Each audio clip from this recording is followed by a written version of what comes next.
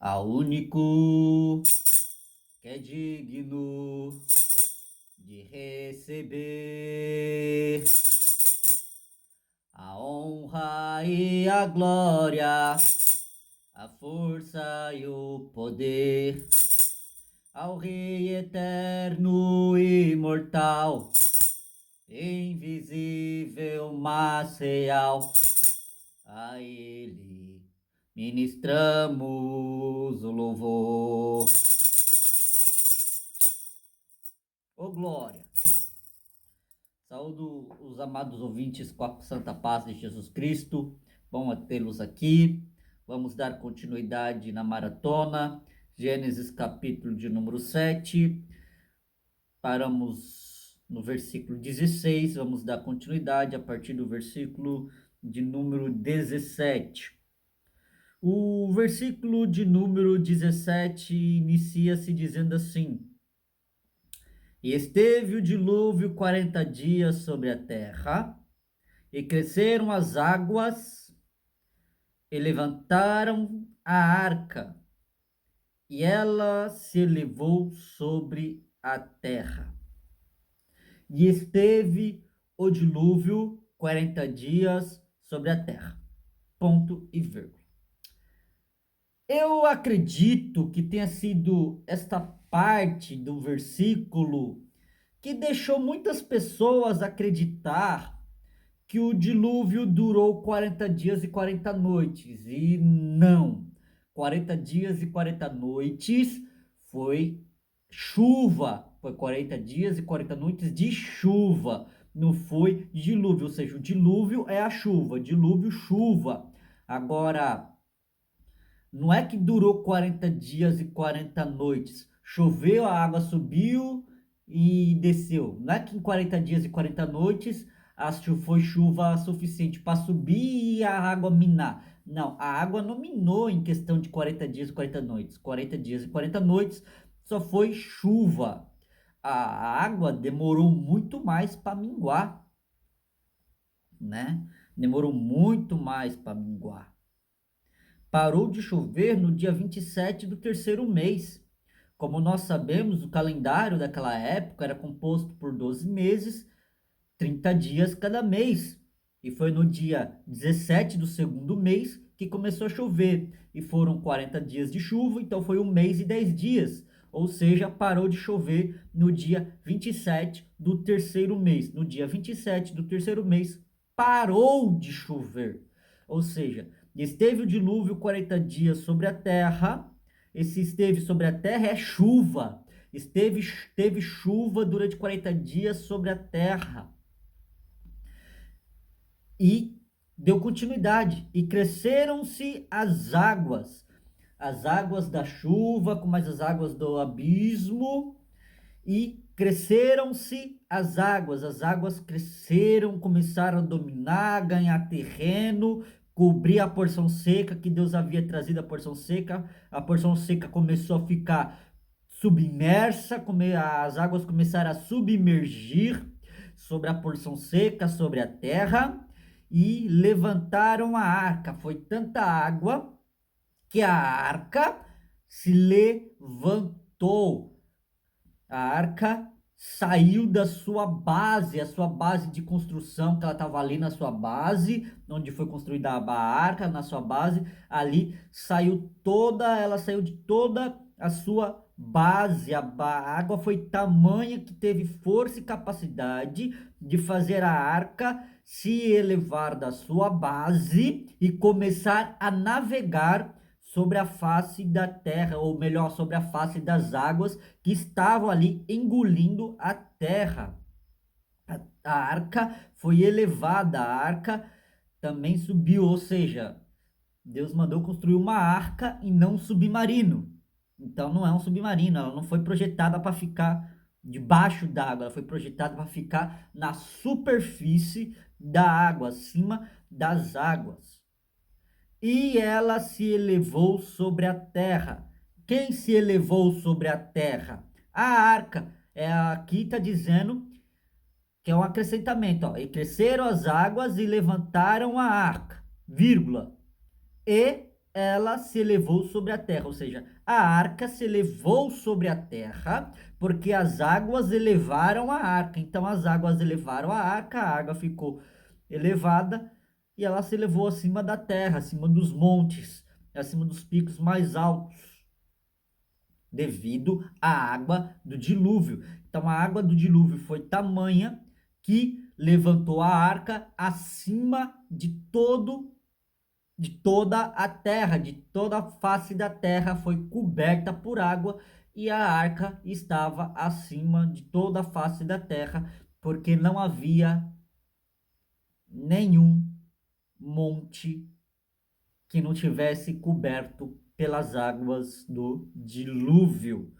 As águas do dilúvio cobriu todos os montes, inclusive o monte mais alto do mundo, considerado o Monte Everest.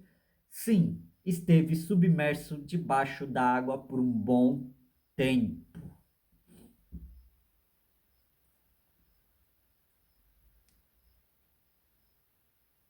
Versículo 18: E prevaleceram as águas, e cresceram grandemente sobre a terra, e a arca andava sobre as águas. Olha como o versículo 18 complementa o versículo 17. O versículo 17 está dando uma informação de riqueza de 40 dias de chuva, que foi o suficiente para as águas se elevarem e levantar a arca está elevada sobre as águas, a arca navegou acima das águas. E o versículo 18 já está descendo, e prevaleceram as águas e cresceram grandemente sobre a terra. Ou seja, as águas cresceram grandemente sobre a terra, não ficou nada de terra exposto.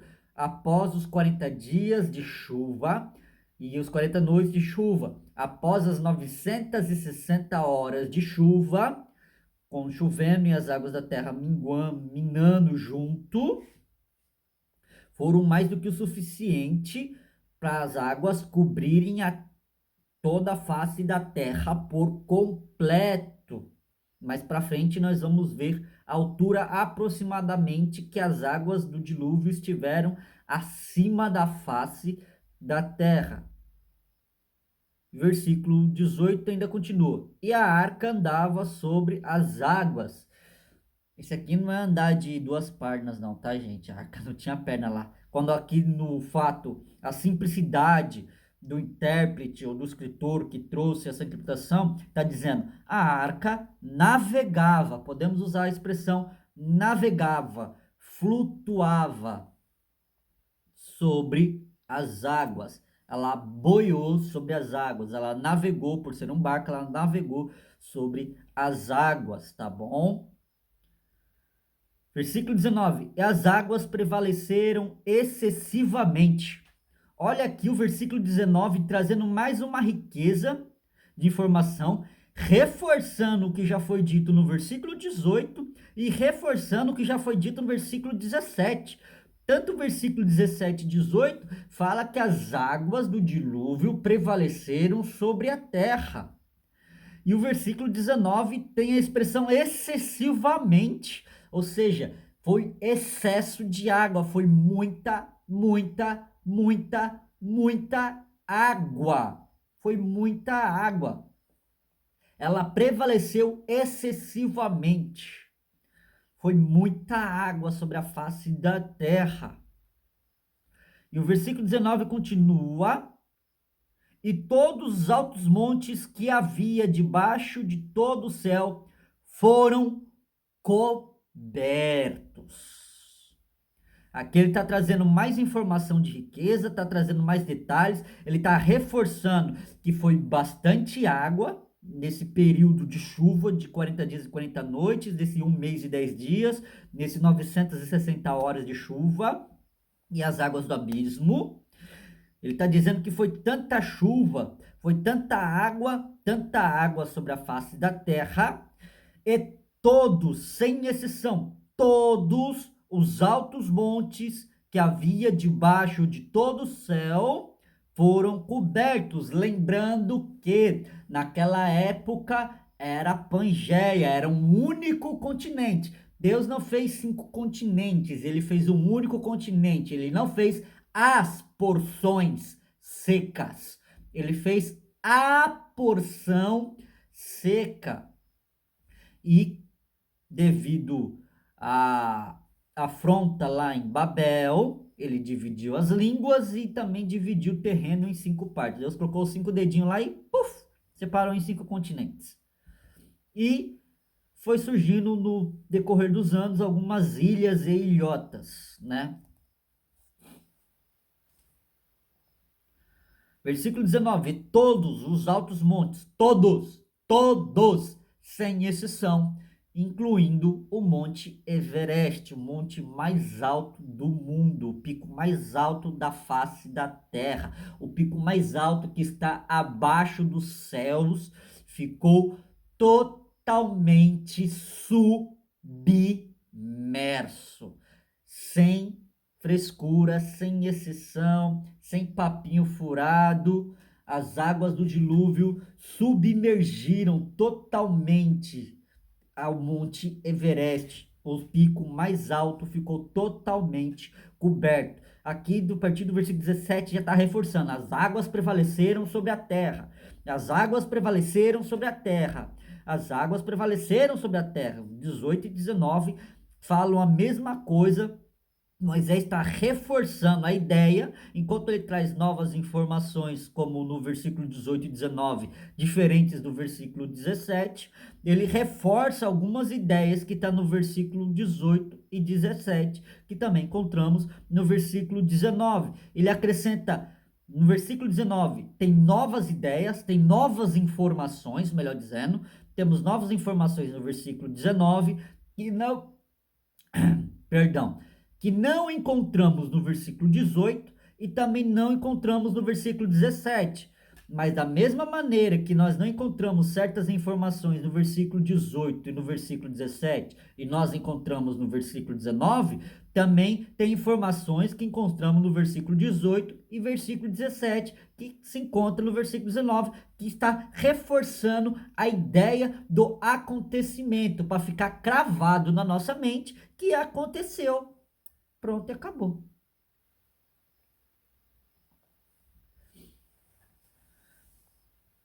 E o que é que está reforçando? As águas do dilúvio sobressaíram sobre a terra. E todos os altos montes que havia debaixo do céu foram cobertos. Todos foram cobertos. Não havia uma parte do planeta Terra que havesse terra que não tivesse sido submersa. Toda a terra ficou submersa nas águas do dilúvio durante esses 40 dias e 40 noites que choveu. Foi o suficiente, não só a chuva, mas as águas do abismo que subiram, ajudando a encher a face da terra, foram mais do que o suficiente para cobrir toda a face da terra debaixo dos céus. Versículo 20 vai reforçar mais uma vez. Olha o que diz o versículo 20: 15 côvados acima prevaleceram as águas e os montes foram cobertos. O versículo 20 está reforçando o versículo 19, o versículo 18 e o versículo 17, que é as águas terem prevalecido sobre a face da terra. E ele traz novas informações: 15 côvados acima. Ou seja, as águas ficaram 15 côvados acima do monte mais alto do mundo. Ou seja, o Monte Everest ficou 15 côvados abaixo d'água.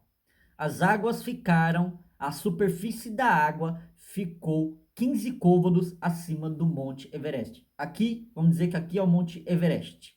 E as águas ficaram 15 côvados acima do Monte Everest. O Monte Everest ficou totalmente coberto, 15 côvados acima. o monte mais alto ficou 15 côvados abaixo d'água. Prevaleceram as águas 15 côvados acima, e os montes foram cobertos. Todos os montes foram cobertos. Não ficou nenhum biquinho de monte para fora. Ficou tudo coberto. Tudo ficou submerso.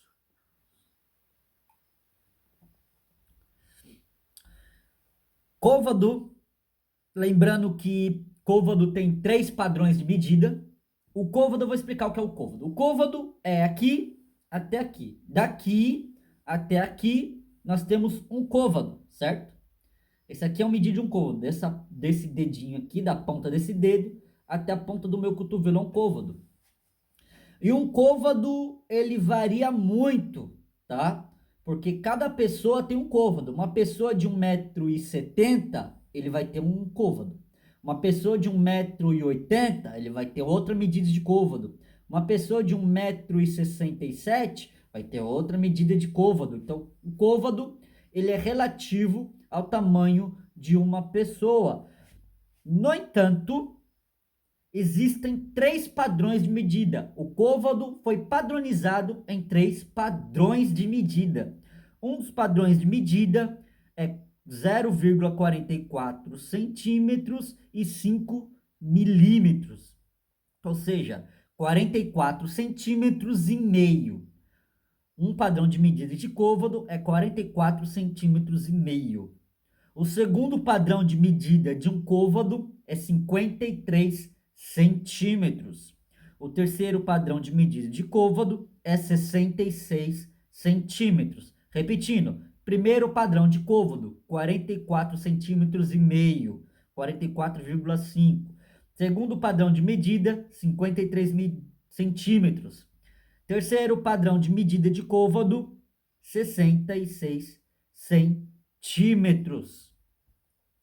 Então, levando em consideração o primeiro padrão de medida, que é 44,5 vezes 15 côvados, dá 6 metros e 67 centímetros.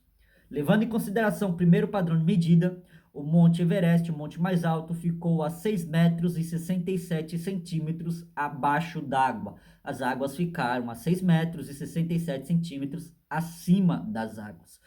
O segundo padrão de medida, que é 53 centímetros, convertidos em 15 côvados, deu 7 metros e 86 centímetros. 7 metros e 86 centímetros. Ou seja, o Monte Everest ficou a 7 metros e 86 centímetros abaixo d'água, seguindo esse segundo padrão de medida. As águas ficaram 7 metros e 86 centímetros. Levando em consideração o terceiro padrão de medida, as águas ficaram a 9 metros e 75 centímetros acima do monte mais alto. Então, como temos esses 3 padrões de medida e nós não sabemos qual foi o padrão de medida que Noé usou para construir a arca, não sabemos qual foi o padrão de medida que o nosso irmão Moisés usou para escrever quando se falava de côvado, porque muitas pessoas podem interpretar como côvado hebraico, porque ele era hebreu, mas também ele pode ter usado o côvado egípcio, porque ele foi príncipe do Egito, porém ele recusou ser chamado filho da filha de Faraó, mas ele teve o melhor do conhecimento da ciência, da matemática, do conhecimento, tudo que o Egito podia proporcionar, de melhor comida, melhor roupa, melhor educação. O ápice da educação, a educação mais alta que o Egito poderia proporcionar, Moisés teve o direito e estudou. Moisés foi um excelente diplomático, ele entendia de diplomacia, ele entendia de guerras, ele entendia de artes marciais, até porque ele não teve dificuldade nenhuma para matar um soldado egípcio. Ele era um homem que sabia lutar, que sabia guerrear, mas ele foi convertido, Deus deu um tempo para ele, nos 40 anos no deserto, isso é uma mensagem para outro dia, né? Mas Moisés era um homem muito sábio, muito inteligente. Ele é um homem muito estudado, ele sabia toda a sabedoria e ciência que o Egito podia dar de educação. Moisés sabia, porque ele era um príncipe do Egito. Ele era o filho adotivo da filha de Faraó. E por ele ser o filho adotivo da filha de Faraó, ele era neto de Faraó. Ou seja, Moisés foi neto de Faraó. Então ele teve o direito de ter o melhor do conhecimento e não sabemos qual medida de côvado que ele usou. Podemos dizer que ele usou medida de côvado egípcio? Não sabemos. Como nós não sabemos qual foi o padrão de medida em questão de centímetros para a gente fazer a conversão adequada, vamos manter os três padrões de medidas e trazer uma reflexão dizendo assim: o monte mais alto do mundo ficou submerso debaixo da água entre 6 metros e 67 centímetros e 9 metros e 75 centímetros de profundidade. Ou seja, as águas do dilúvio sobressaíram o pico mais alto do mundo em 6 metros e 67 centímetros a 9 metros e 75 centímetros. Então, de 6,67 a 9,75, temos aí uma medida padrão relativa. É uma medida padrão relativa que vai depender do padrão de medida que Moisés fez a utilização. Como não sabemos, pode ser o hebraico, pode ser o egípcio. Vamos manter esses três padrões em pauta e manter uma base. Ou seja, qual é a base? De entre 6,67 a 9,75. 6 metros e 67 centímetros a 9 metros e 75 centímetros. Ou seja, as águas do dilúvio sobressaíram ao ponto mais alto da face da terra a 6 metros e 67 centímetros a 9 metros e 75 centímetros. Então, essa é uma base. E deixar bem claro que 6 metros de profundidade já é muita coisa. 6 metros de profundidade é muita coisa mesmo. Imagine 9 metros e 75 centímetros. É muita água. É muita água mesmo. Então, nós temos uma base de 6,67 a 9,75. 15 côvados de altura, que chegou o pico mais alto. Versículo 21. E expirou toda a carne que se movia sobre a terra, vírgula. E expirou toda a carne que se movia sobre a terra. Toda a carne, seja ele humana ou animal. Os pássaros que voavam, que têm a capacidade de voar, eles tiveram a oportunidade de se manter, quem sabe, voando por um tempo, mas não deu, porque a chuva foi tão intensa, que certeza não dava pausa a voo.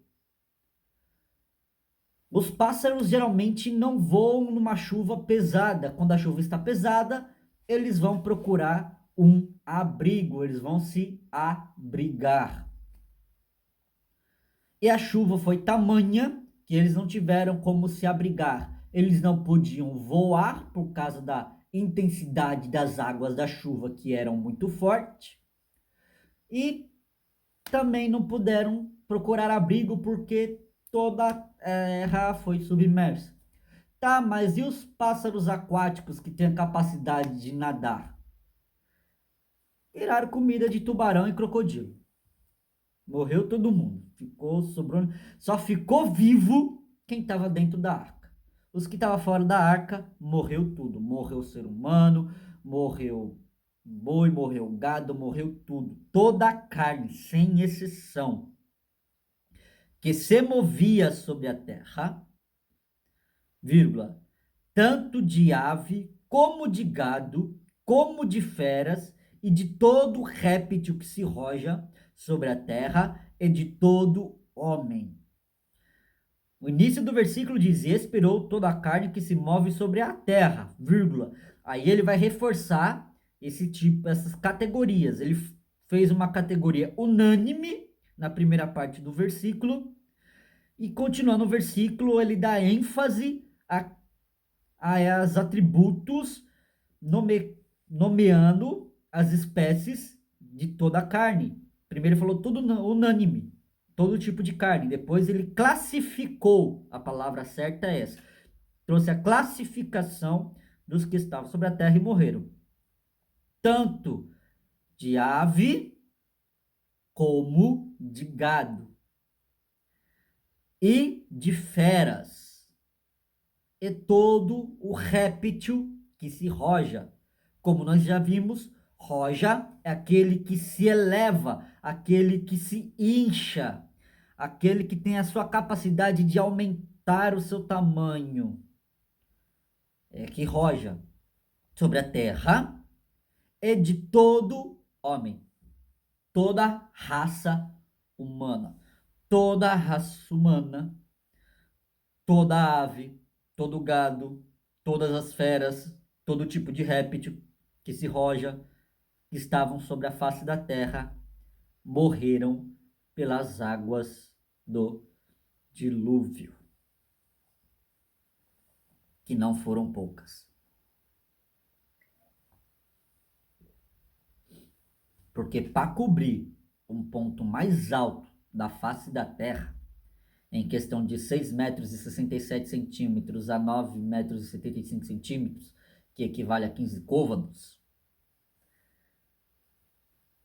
é muita água que tem que cair do céu, e as fontes do abismo submergem muita água. Foi muita água mesmo, não foi pouca água que desceu e subiu durante esses 40 dias.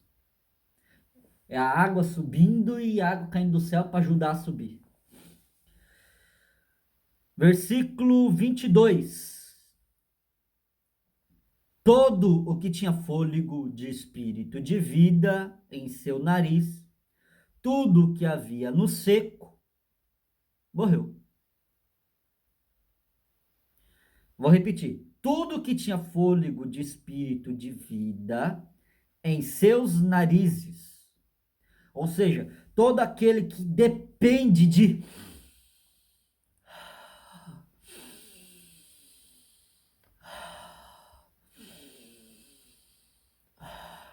todo aquele que depende de respirar,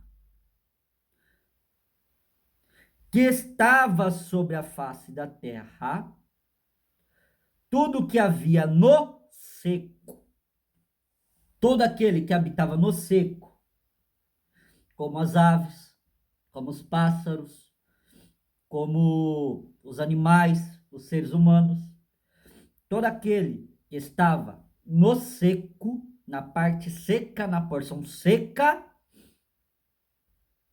morreu. Mas por que morreu? Porque as águas do dilúvio vieram, submergiram, o cobriram.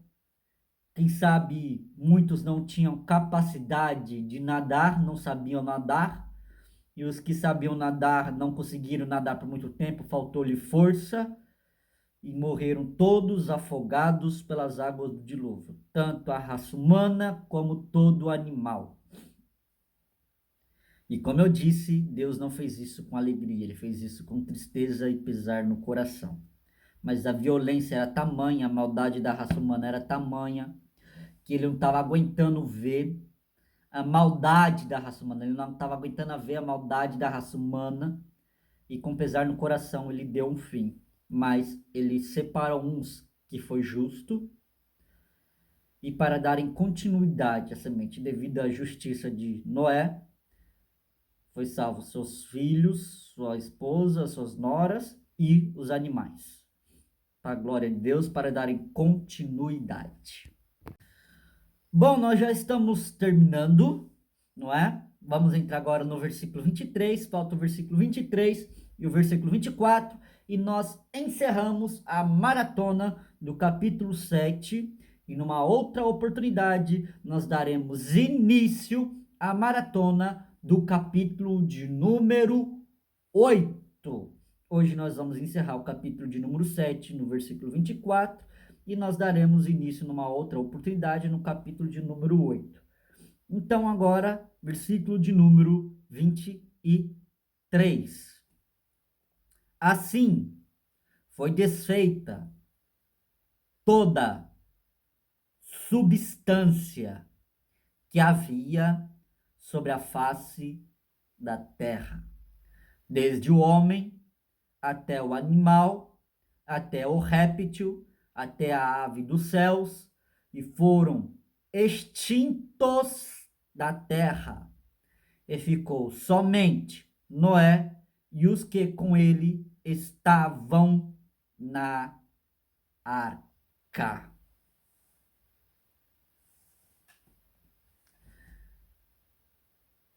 O versículo 23 está enfatizando, está reforçando o versículo 22, 21. Versículo 21 e 22 já fala da extinção da raça humana e dos animais que ficaram de fora da arca. Assim, toda a descendência de Caim foi extinta. Toda a descendência de Caim morreu. Não ficou ninguém da descendência de Caim. Porque se nós formos ler a Bíblia dá continuidade na descendência de Noé. E Noé é descendente de Sete, o terceiro filho de Adão com Eva. Terceiro filho, homem. Bem claro, terceiro filho, homem. Porque Adão e Eva teve filhas, mulheres também. Porque Caim teve que casar com alguma mulher. E ela era sua irmã, filha de Adão e Eva. Caim teve que casar com uma mulher, que era sua irmã. Deus não fez a mulher de Caim como fez a mulher de Adão. A mulher de Caim foi gerada por Adão e Eva, assim como Caim e Abel e Sete. E a mulher de Sete foi gerado da mesma maneira que a mulher de Caim.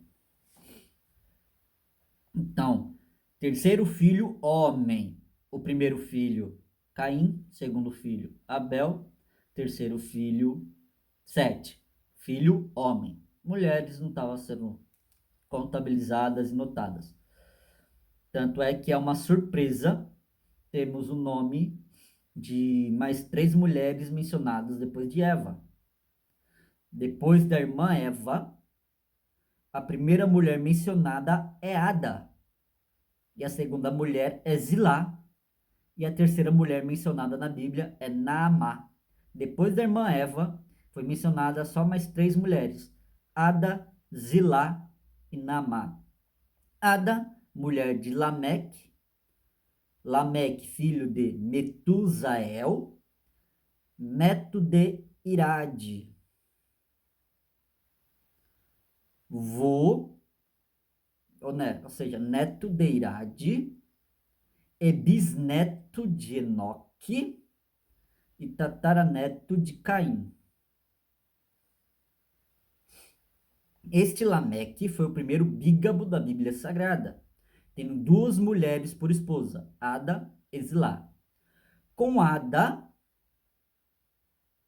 ele teve 2 meninos, um chamado Jabal e outro chamado Jubal. Jabal foi aqueles que habitam em tendas e tem gado. E Jubal é aqueles foram os músicos, eram músicos. Jabal trabalhou com gado, cuidava de gado. E Jubal era músico. Ele tinha talento, tocavam harpas e órgão. Então, Lameque teve outros filhos, só que com Zilá. Zilá teve um filho chamado Tubal-Caim. Este era mestre em cobre e ferro. E a irmã de Tubal-Caim foi Naamá. Naamá não é nem mencionada como filha. Não está nem dizendo que Lameque gerou a Naamá, nem que Zilá gerou a Naamá. Só está dizendo que Naamá era irmã de Tubal-Caim, um mestre ferreiro, que tinha habilidade de trabalhar com cobre e ferro. E aqui acaba a descendência de Caim. Ou seja, quando as águas do dilúvio vieram, foi na mesma época de Lameque, pai de Jabal, Jubal, Tubal-Caim e Naamá, marido de Ada e Zilá, da descendência de Caim, e essa descendência acabou aqui. Foi na mesma época do dilúvio, eles estavam vivos. Jabal, Jubal, Tubal-Caim e Naamá estavam vivos quando as águas do dilúvio sobrevieram, porque não é mencionado mais nada sobre a descendência deles. A descendência deles acabam aqui. Jabal, Jubal, Tubal-Caim não tem continuidade da descendência, e Naamá também não mostra continuidade de descendência. Foi o fim da descendência de Caim. Os últimos filhos da descendência de Caim foram Jabal, Jubal, Tubal-Caim e Naamá. E ali acabou toda a descendência de Caim. E prevaleceu somente Noé, da descendência de Sete. Os irmãos de Noé, os primos, os tios, sobrinhos, todos eles se expiraram, foram extintos, porque os filhos de Sete, os descendentes de Sete, se corromperam com as descendentes de Caim. Os filhos de Deus se corromperam com as filhas dos homens. A descendência de Sete se corrompeu com a descendência de Caim. Isso foi mal aos olhos de Deus por causa da maldade, da violência em que o povo gerou. O povo só queria fazer maldade e Deus, por causa da maldade, acabou com eles. Foram extintos. Assim, toda a descendência de Caim foi extinta. Da descendência de Sete, da raiz de Adão, só sobrou Noé, sua esposa, seus 3 filhos, suas 3 noras, para darem continuidade.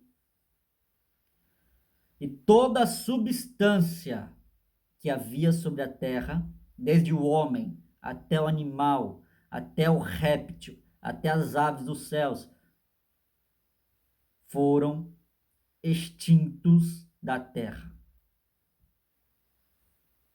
E ficou somente Noé e os que com ele estavam. Ponto e vírgula. E ficou somente Noé e os que com ele estavam. Só sobreviveu Noé e os que estavam dentro da arca. Quem estava fora da arca, acabou-se tudinho. Para finalizarmos, chegamos ao fim de mais uma maratona. Versículo 24. E prevaleceram as águas sobre a terra 150 dias. E prevaleceram as águas sobre a terra 150 dias. 150 dias equivalem a 5 meses. Ou seja, as águas prevaleceram sobre a face da terra por 5 meses. Durante 150 dias foi 1 mês e 10 dias de chuva e foi 3 meses e 20 dias que a arca navegou sobre as águas acima da terra. Ou seja, 150 dias. Ou seja, foram 5 meses que as águas prevaleceram sobre o ponto mais alto da face da terra. Depois que parou de chover, depois que as águas atingiram 15 côvados acima do ponto mais alto, 6 metros a 9 metros acima do ponto mais alto, quando parou de chover no dia 27 do terceiro mês, 3 meses e 20 dias depois, totalizando 150 dias, totalizando os 5 meses, a arca encalhou no Monte Ararat. Foi 1 mês e 10 dias de chuva, e o restante foi de navegação. Por que ele enfatizou esses 150 dias? Quando entrarmos no capítulo 8, no decorrer do capítulo 8, nós vamos ver porque ele fez questão de anotar esses 150 dias. Porque quando nós entrarmos no capítulo 8, esses 150 dias, ele será reforçado. Se não me engano, no versículo 3 do capítulo 8, traz um reforço do versículo 24 do capítulo 7, que fala sobre as águas que prevaleceram 150 dias. Ou seja, foram 150 dias que as águas ficaram sobre a terra. A terra ficou submersa 150 dias. As águas venceram a terra em um período de 150 dias. Demorou 40 dias e 40 noites, 1 mês e 10 dias de chuva, para os pontos mais altos serem submersos de 6 a 9 metros de profundidade. E no decorrer desses dias, depois dos 40 dias e 40 noites, que os 40 dias e 40 noites, ele está incluso nesses 150 dias, ou seja, esses 150 dias está incluso nos 40 dias e 40 noites de chuva. E parou de chover, e a arca ficou boiando esses dias restantes antes de encalhar no Monte Ararat. Mas isso é uma pregação para um outro dia. Ok? Deus abençoe você. Continue nos acompanhando para a honra e a glória do nosso Cristo. E até uma próxima oportunidade.